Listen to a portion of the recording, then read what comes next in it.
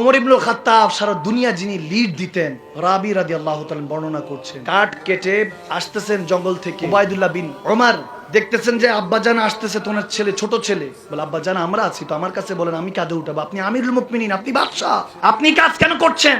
ওমর বলছেন নফস বড় ডিস্টার্ব দিচ্ছে। নফস বলতেছে তুমি অনেক বড় হয়ে গিয়েছো, আল্লাহওয়ালা হয়ে গিয়েছো। যখন এরকম করলো এই জন্য কাঠ কেটে কাঁধে উঠিয়েছি, না খেয়ে কাঠগুলি আমার জ্বালানির জন্য বাসায় নিয়ে যাচ্ছি। সুবহানাল্লাহ। ওমর ইবনুল খাত্তাব এভাবে নফসকে কন্ট্রোল করতেন। হায় হায়, একদিন খাতুন তেনার স্ত্রীর কাছে গিয়ে চোখের পানি ছেড়ে কাঁদছেন। তেনার স্ত্রী বলতেছেন ইয়া আমিরুল মুমিনিন, কেন কাঁদছেন? এখানে একটা হাদিস মনে পড়লো, আরেকটা বুখারী শরীফের। ইরান থেকে বাদশা কিছু প্রজা পাঠালো, দেখো তো ওমরের কি অবস্থা, কি পাওয়ার, কি তার অবস্থানটা একটু দেখে আসো। আসলো কাফেলা, সাথে কিছু ইরানের রানী, সেও কিছু খাদেমা পাঠালো যে হযরত ওমরের স্ত্রীকে দেখো তো ঘরের কি পরিবেশ, তেনার ঘরটা কিভাবে চালায়, কারণ ঘর শান্তি তো দুনিয়া শান্তি। ঘরে গিয়ে যদি স্ত্রী বলে ক্যাটকে কইছিলা, এতক্ষণ কইছিলা, এত দেরি, এটা কোনো কথা?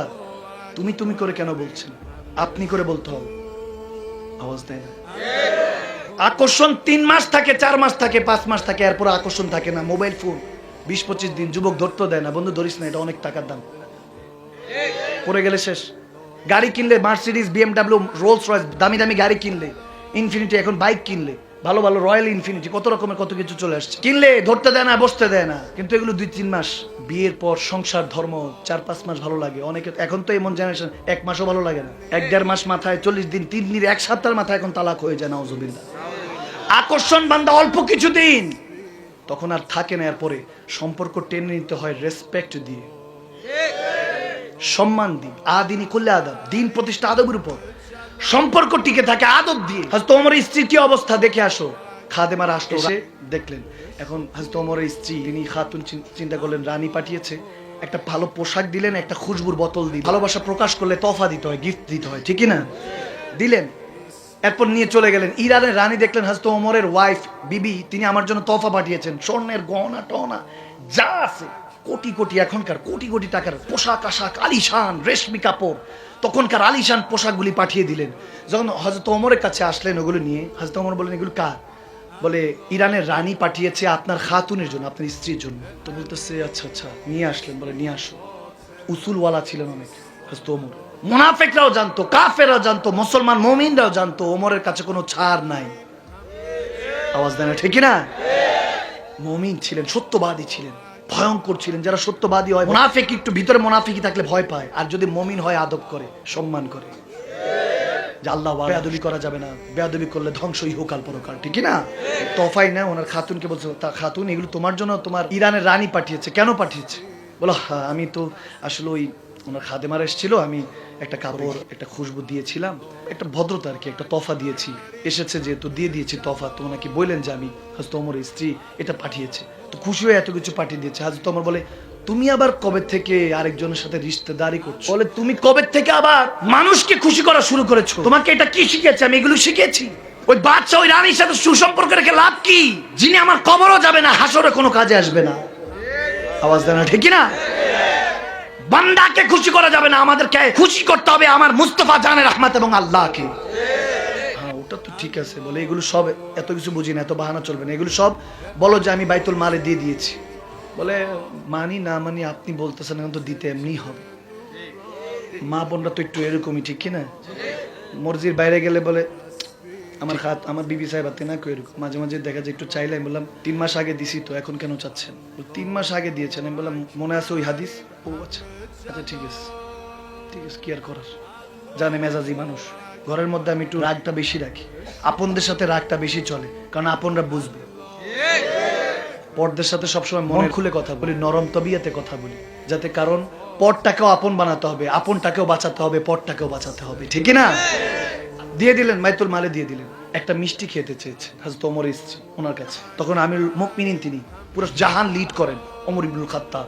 কোথাও যাওয়া লাগে না, নাম শুনলে থরথর করে মুনাফিকরা কাঁপে। সুবহানাল্লাহ। একটা মিষ্টি খেতে চেয়েছেন, ওনার স্ত্রী বলে দিব, কিনছি কিনছি।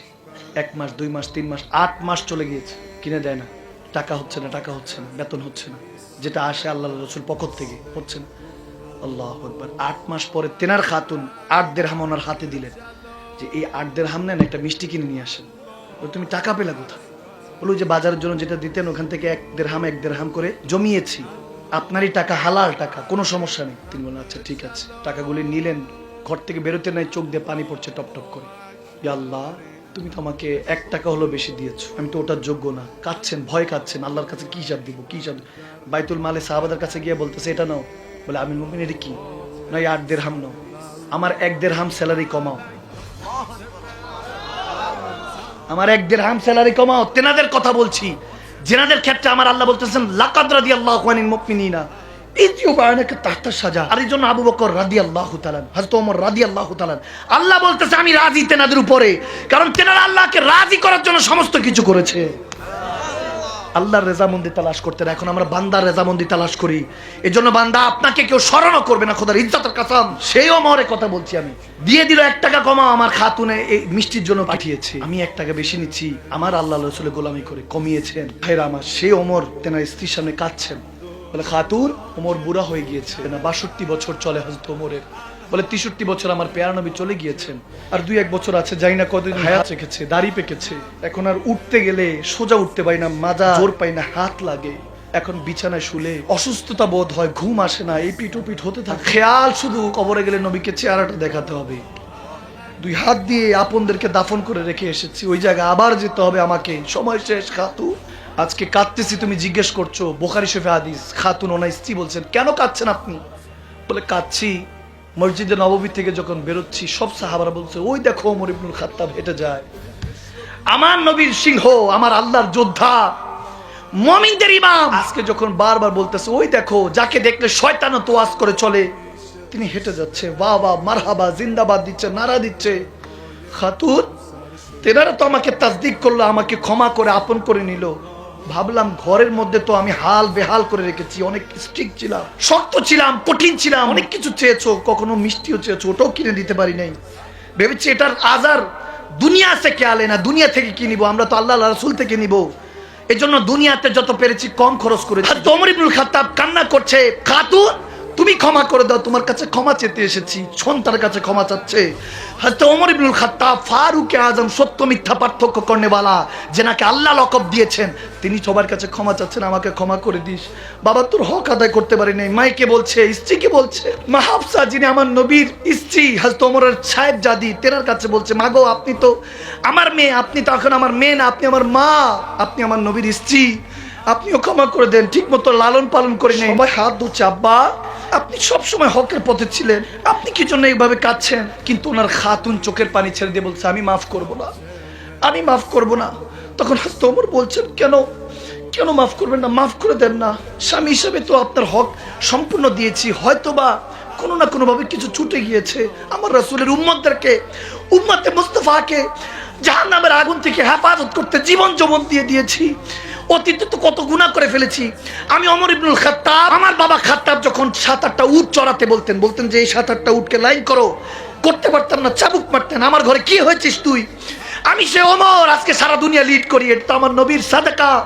সেই নবী উম্মতের জন্য রাব্বি হাবলি বলে উম্মতি বলে কাঁদে, উম্মতের জন্য করব না। খাতুন ক্ষমা করে দাও, মাফ চাচ্ছি তোমার কাছে। হযরত ওমর ইবনুল খাত্তাবের স্ত্রী বলতেছেন আপনাকে ক্ষমা করব না, একটা শর্ত আছে, তাহলে ক্ষমা করব। বলে কি? বলে হাসরের ময়দানে প্যারা নবী যখন আপনাকে জান্নাতে নিয়ে যাবে, আপনার সাথে আমাকেও নিতে হবে, আমাকেও নিতে হবে। যখন বলতেছে আমাকে নিয়ে যাবেন, তো তখন বলতেছে খাতুন এত বড় গুনাহগার আমি কিভাবে বলবো যে তোমাকে আমার সাথে নিব? যদি দয়াল নবী আমাকে শাফাআত দেয়, যদি সুপারিশ করে, আল্লাহ যদি জান্নাত দেয়, ওয়াদা রইল তোমাকে না নিয়ে আমি জান্নাতে প্রবেশ করব না। তখন খাতুন আর হযরতে ওমর এবং তেনার স্ত্রী একজন আরেকজনের হাত ধরে কাঁদছে, কাঁদছে কাঁদছে। একজন নেককার স্ত্রী বান্দার জন্য কত বড় নিয়ামত, আমার নবী বলেছেন জান্নাত থেকে কোনো অংশে কম নয়। একজন আরেকজন স্বামী স্ত্রী হাত ধরে কাঁদছে, দুজনে আল্লাহ রাসূলের সন্তুষ্টির জন্য জীবন পাড়ি দিয়ে দিয়েছেন, বৃদ্ধ অবস্থায় কাঁদছেন। ভালোবাসাটা কোন মাকামে চলে গিয়েছে আল্লাহ মালুম।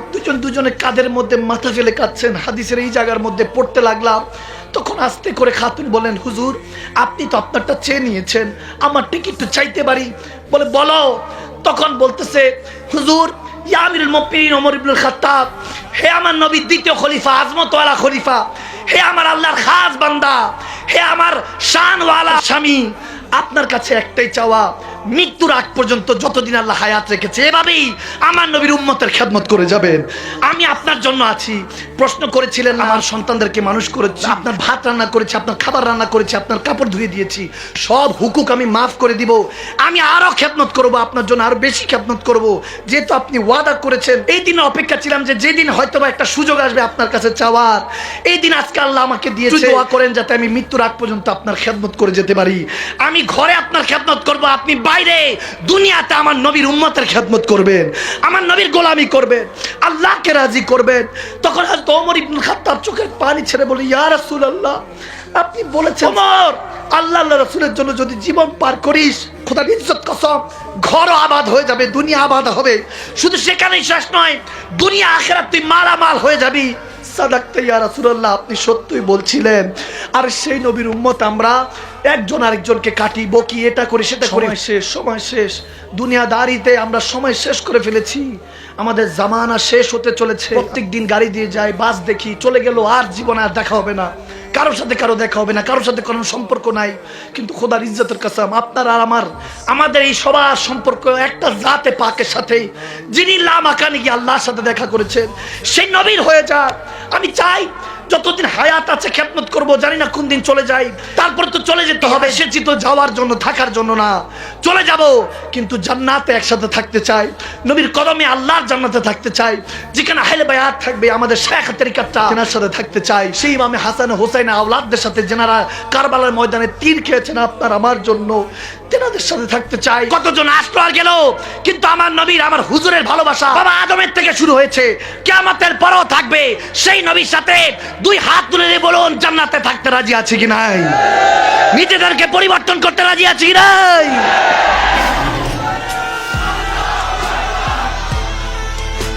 من الفتى الكريم؟ عمر بن الخطاب.